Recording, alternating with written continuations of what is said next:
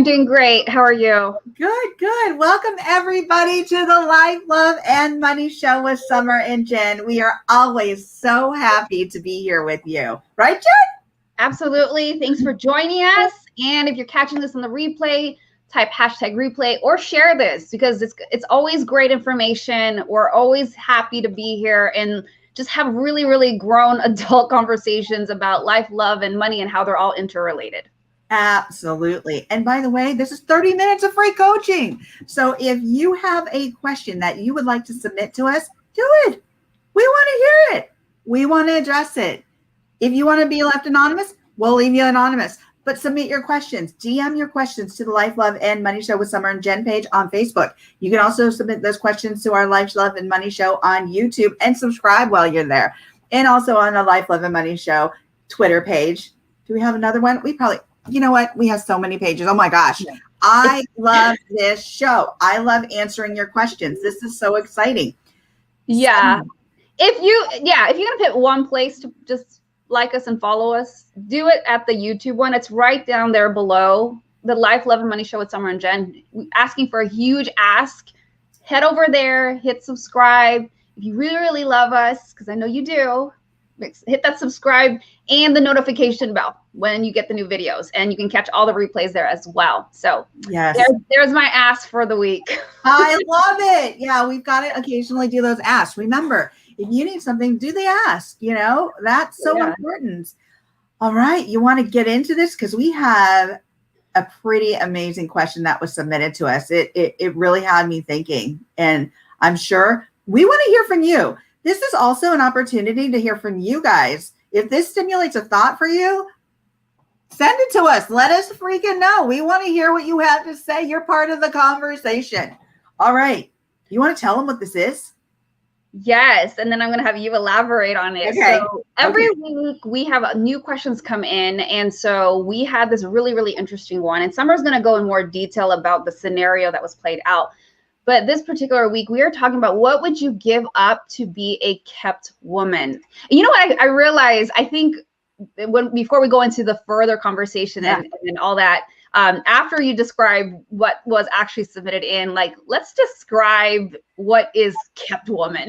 Sure, absolutely. You want to do that, or you want me to do that? You go ahead. So this is what we're talking about, and how does this affect somebody? And there also could be kept men. Let's just be clear on that as well. But there's a lot of things involved here, a lot of layers. How does it affect money? How does it affect how does it affect your self-esteem? So, but Summer, why don't you go ahead and read what was actually submitted? Because I think that whole scenario that was painted is pretty interesting. Okay, so I want to go back to your question though first, really quickly, as a kept person, right? So this kept person, in many instances, we think of that kept person being that person on the side. So that other person is married, they're in a relationship, and then they've got that kept person on the side. But it can also be somebody who is in the relationship that is being kept as maybe an arm piece, this perfect piece that they're being kept, and that person can go out and do whatever they want to do on the side. But that person in the quote unquote relationship has to agree by the terms. So that's also being kept. So it can go both ways, right? Yeah, okay. Definitely. I think it's important to paint that there's different terms and agreements. Terms and agreements. Right. I was laughing because I sent earlier this week the definition. I think it was Wikipedia. I sent it to Sarah, and basically it was saying that the kept woman is AKA mistress. But right. Other definition, Exactly. But definitely there are different types of scenarios. Some of them as blatantly obvious as a mistress, and then there's some that it's like lots of gray areas. Exactly. So, but in this instance, we still use the term kept woman because she was, in a sense, so here's the situation. This woman was by a pool at the pool bar, and this was a question submitted. She's at the pool bar. She's reading this magazine. She's completely pissed off. She looks like she could just punch this magazine, right? So she's like flipping through the magazine. I'm like, yeah, I'm so irritable. I'm so irritated. This guy swimming in the pool, gets out of the pool, and he approaches her and he lightly, kisses her cheek and says to her, I'm going to have the room for an hour and a half. I don't want to be bothered. And she just kind of maybe looks at him just slightly and understands that there is an agreement there. Mm-hmm. And the agreement is I'm in a relationship with this person, and he does it loud enough so that other people can hear as well. So it makes me wonder, like, was that like an open cattle call invitation for any future prospects? It's like, right?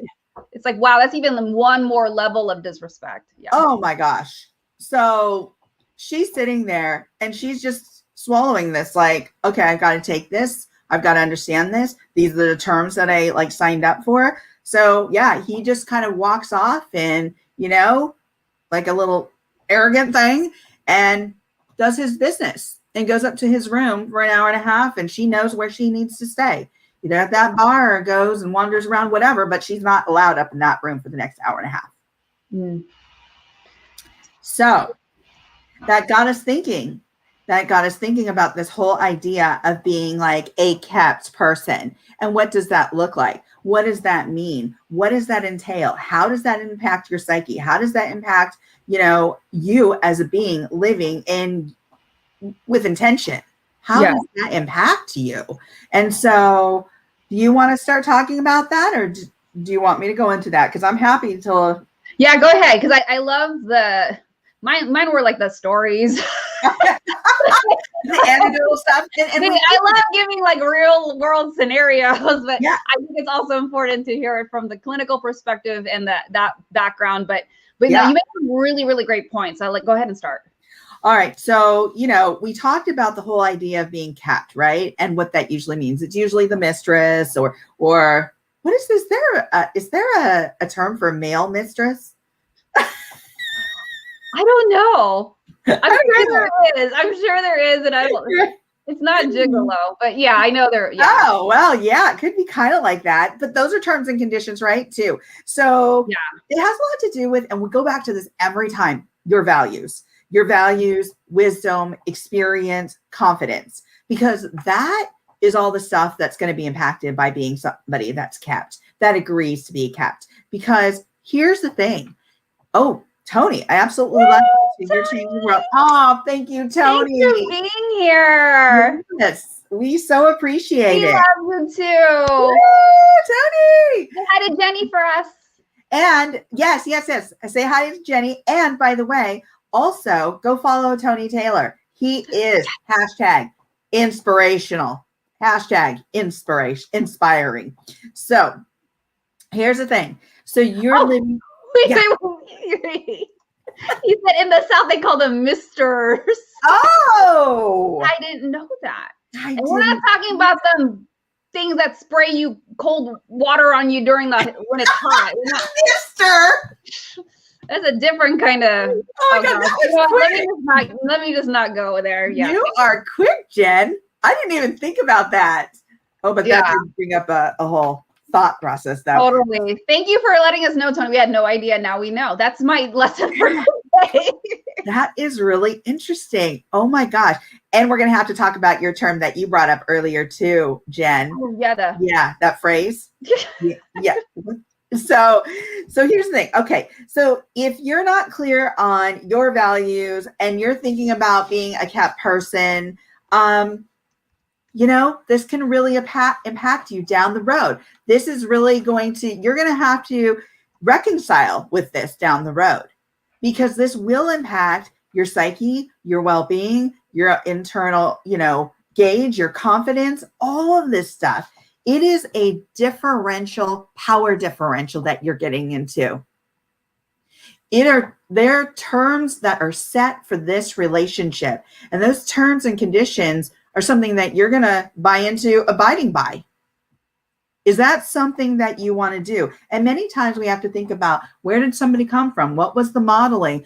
How were they valued growing up? Was there a single parent, and were they getting the nurturing that they needed? Because a lot of times research has shown, if there's one parent and that parent, the dad is not in the situation in the child's life, especially a female, a young girl's life, they're looking for nurturing elsewhere. they're going to be looking for that potentially in another man. And so they might accept these terms more willingly because they think that's where they're going to get it, unfortunately, right? So there are predators out there who are looking for people who will accept these terms and conditions. Oh, yeah.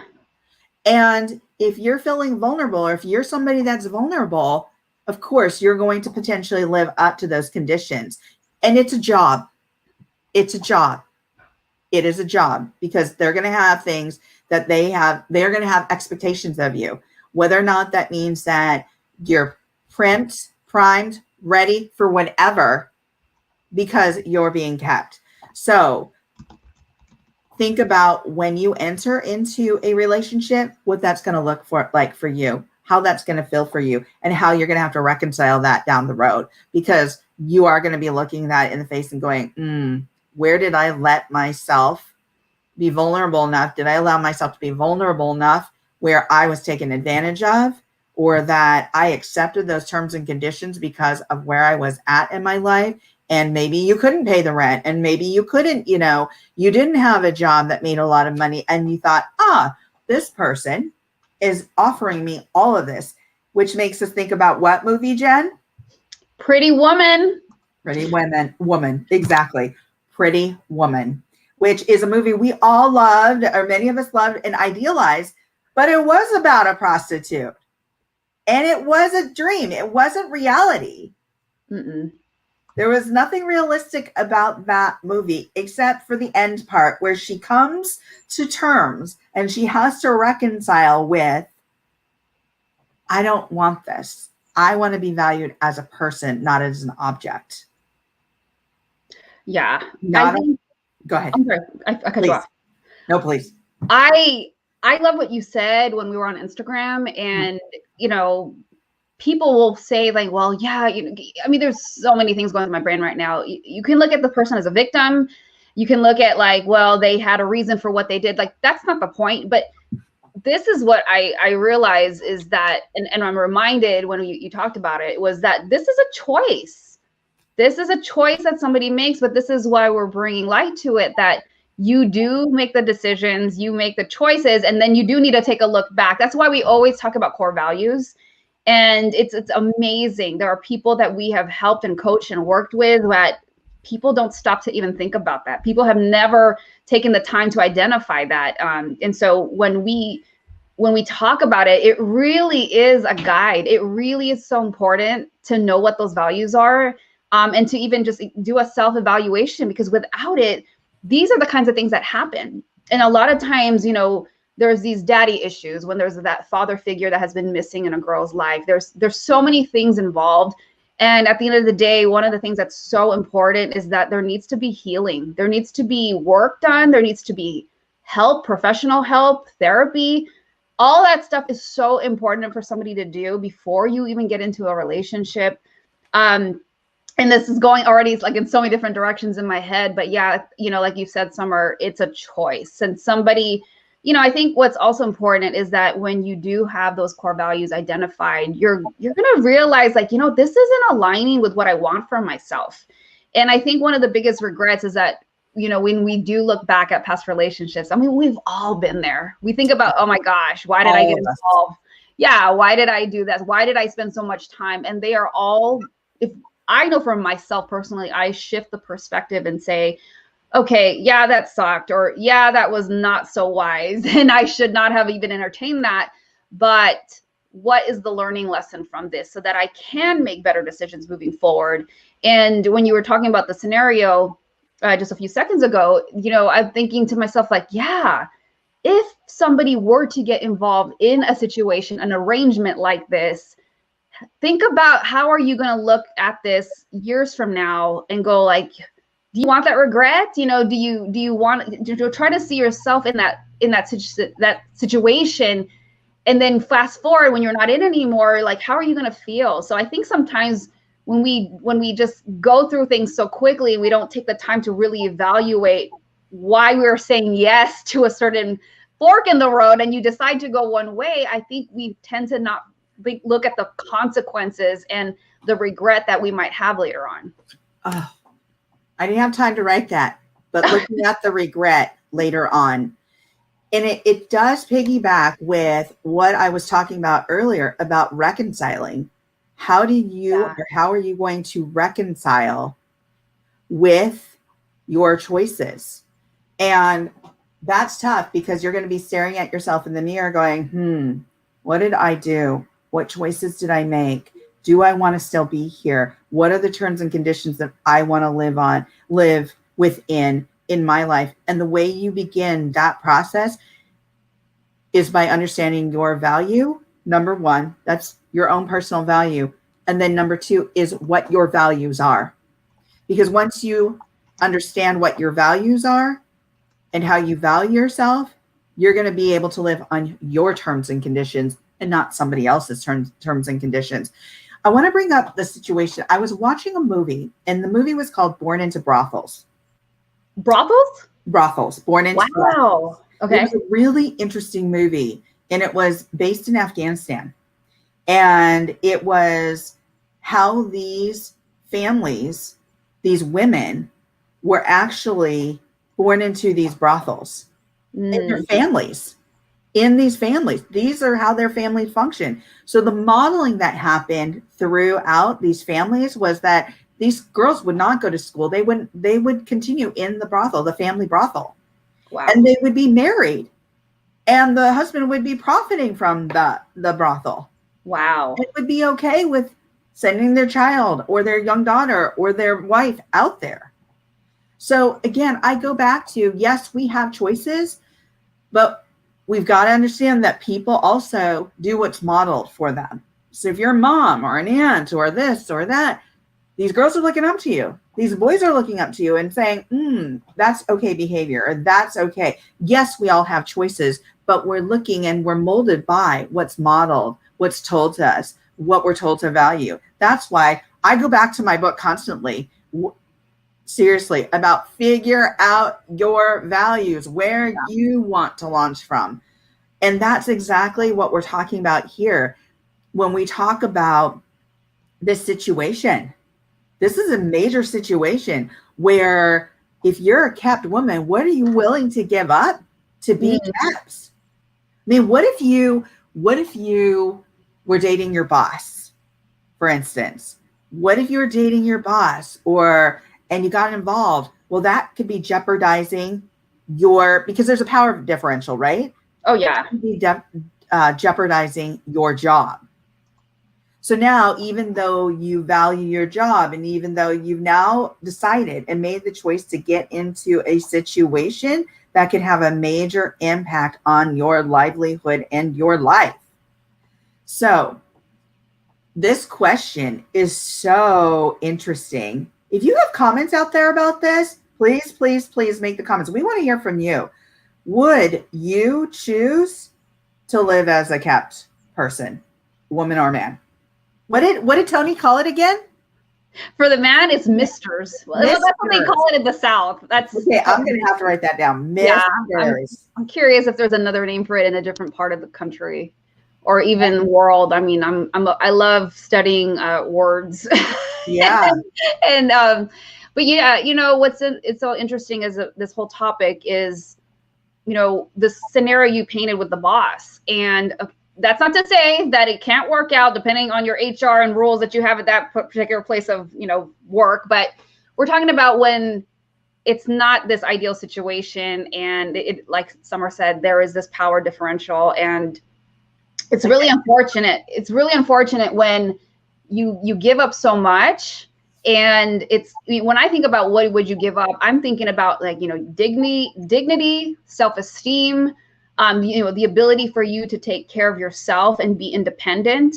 And I'm not talking about masculine versus feminine energy. That's a totally different topic, but I'm talking about just the basic ability to pay your bills and take care of yourself instead of being dependent on somebody else and having to give up some of these rights, because there is a sense of control that takes over when you are agreeing to the terms and conditions of this scenario that you're entering. And, when we were on Instagram, one of the things that we were talking about when it's a situation like a boss and whatever, I have heard stories where you know, especially in the entertainment world, if you're familiar with what happened with the casting couch and Harvey Weinstein and that whole thing, Yeah. you know, a lot of young girls will get involved in these situations, and they're promised everything, like, okay, you'll be in the next movie, you'll get in this commercial or whatnot. And you know, the other term that we were talking about earlier was that there is this agreement, and you know, this is not a relationship, and then the girl will be like, okay, that's fine, I'm not looking for anything either.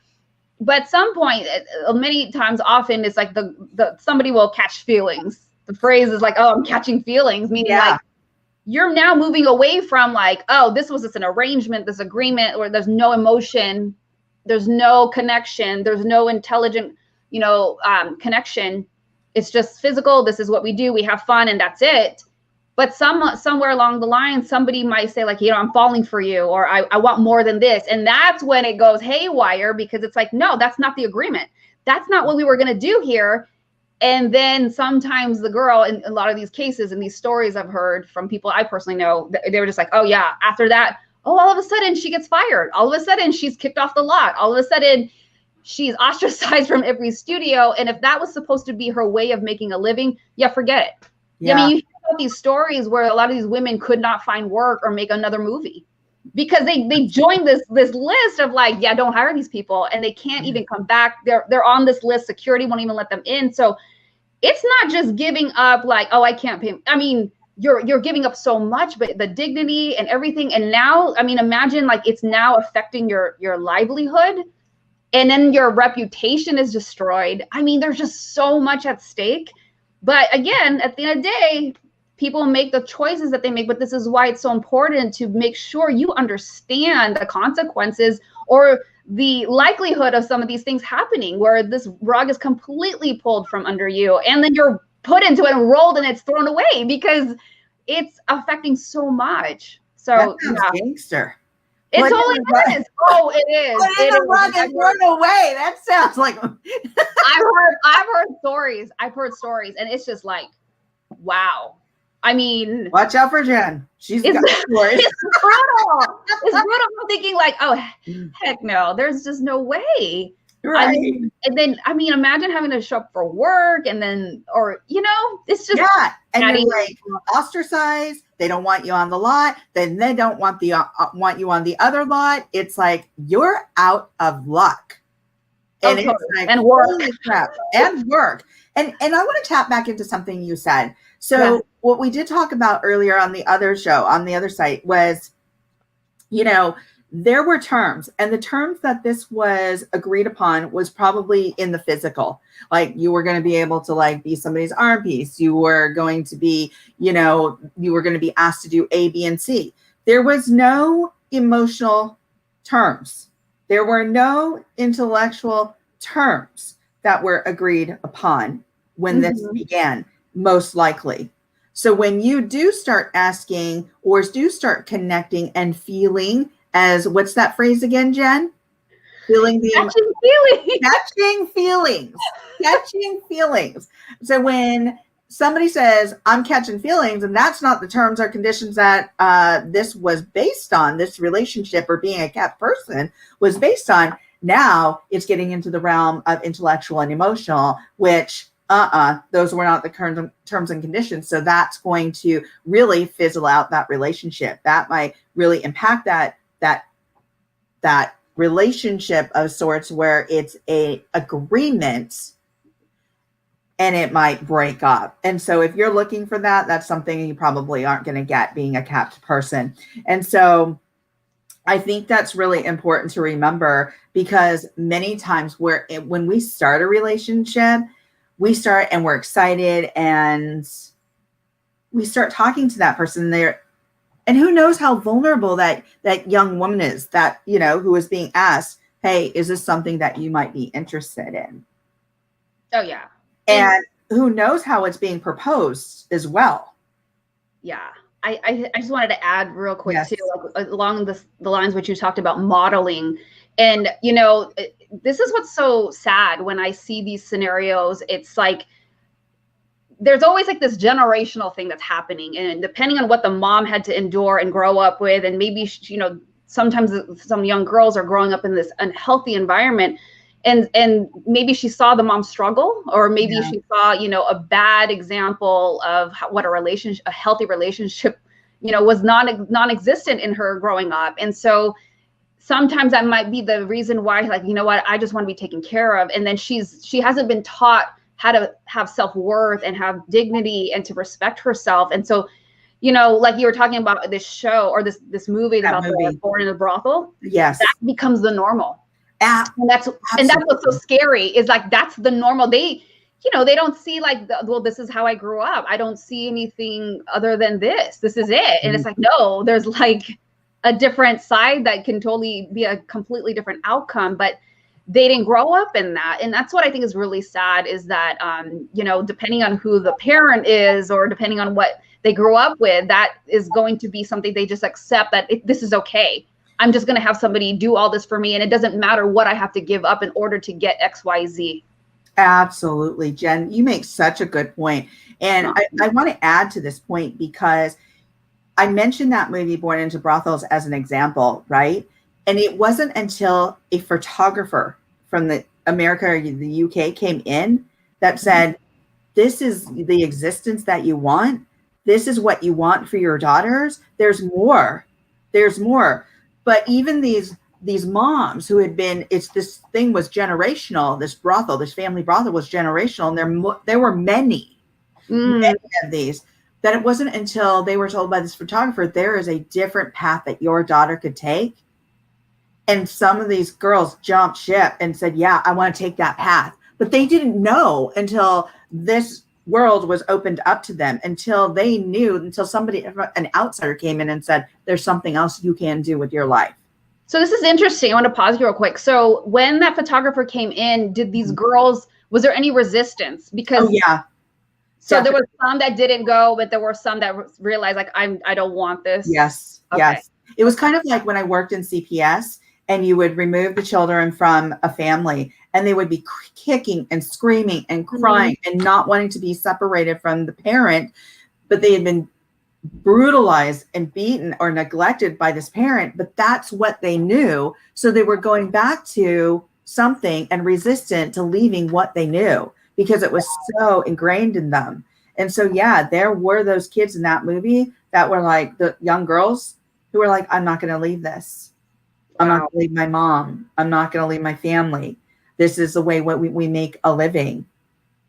And so there's another factor, like, that we talked about in regards to this question, a living. This is maybe a living, a wage for these people. But what happens when that person who is keeping you decides not to pay your rent, not to pay for that apartment, not to pay for, you know, the things that you need to take care of yourself based on the conditions that you entered into the relationship? What happens then? Exactly. And I think that's what's so crazy this is now where the money part comes in. Yeah. And it's like, wait a minute, this is control. You don't have control. You're so dependent. And I mean, who wants to be in that position where that never feels healthy, that never feels good, where you don't have a say so, you don't have a decision making involved. I mean, it don't even matter if you don't have core values at that point, because you can't do anything about it. It's so sad. It's so sad that there's so much that's intertwined in this whole concept and this whole topic. But again, you know, this is why it's so important to always work on yourself and make sure that you are experiencing healing, so that you understand what it is, and that how does it look like to be in a healthy relationship, or how does it look like to be healthy and a whole individual, meaning WHOLE, a whole individual, where you're healed, and your perception of what it is to be someone that respects yourself and have self-worth and have self-love. What does that look like for you?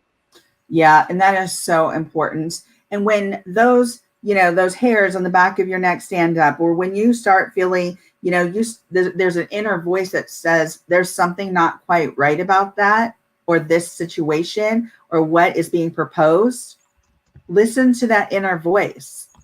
Reach out to people you feel are healthy and that are good models, and ask them for their input. Maybe follow that modeling instead of the modeling of being kept. And also, again, I'm going back to the very premise of values and valuing yourself. What does that look like? What does that mean to you? Really get clear and straight with that, because once you do, that'll be a better guide for making choices for how you want to live with intention and how you want your journey to look. And remember, here's this opportunity, Jen, for us to do our nugget of the day, because I think our nuggets add to this great conversation so much. Yes.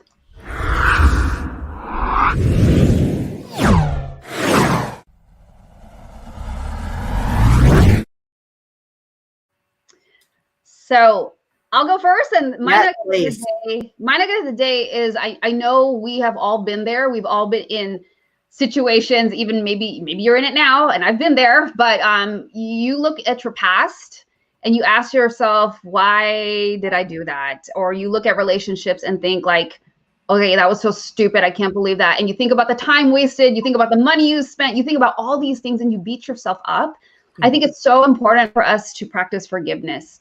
And I talk about this alongside with core values with Summer very, very often, because so many times we're so busy beating ourselves up that we need to practice forgiveness, not only for that other person, and sometimes that other person is not even in your life anymore. So this isn't about like, oh, well, I don't want to go back into.